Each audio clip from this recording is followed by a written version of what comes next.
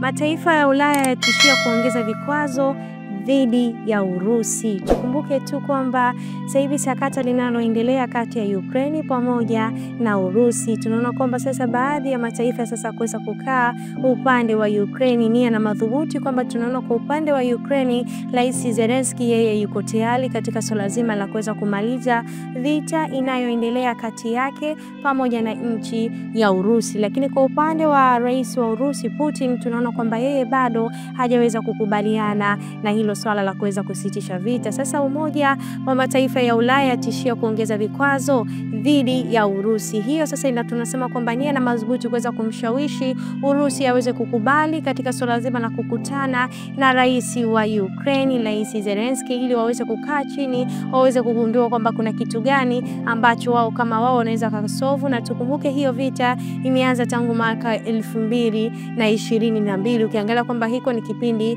kirefu zaidi. Lakini tukumbuke tu kwamba Rais Donald Trump kwa mara ya kwanza alivyoingia madarakani alitakiwa aweze kumsupport rais wa Ukraine kwa namna moja au nyingine, lakini tukaona kwamba tulivyotarajia ikawa sio kabisa. Kwa upande wa rais wa Marekani Donald Trump alisema kwamba Marekani na vitu vingi vya kuweza kufanya, lakini sio kuweza kumpatia silaha, fedha, hata pia kuweza kumuunga mkono kwa upande wa Ukraine, kwamba fedha za Marekani zinahitajika kwamba ziweze kurekebisha maeneo mengi kabisa katika nchi yao hiyo. Lakini tukaona kwamba baadaye rais Donald Trump alienda mbali zaidi na kusema kwamba yeye kama yeye atajitahidi katika swala zima la kuweza kusitishwa vita kati ya Urusi pamoja na Ukraine. Lakini kwamba baadaye tunaona sasa rais Donald Trump akiwa anamshambulia rais wa Ukraine katika mitandao ya kijamii. Lakini tukumbuke waliweza kwenda kukutana katika ikulu ya Marekani ya White House, na hapo walipoenda kukutana hatukuona kwamba aliweza kufikia mwafaka, lakini kwamba ilitokea mtafaruku kwamba kati yao hao watu wawili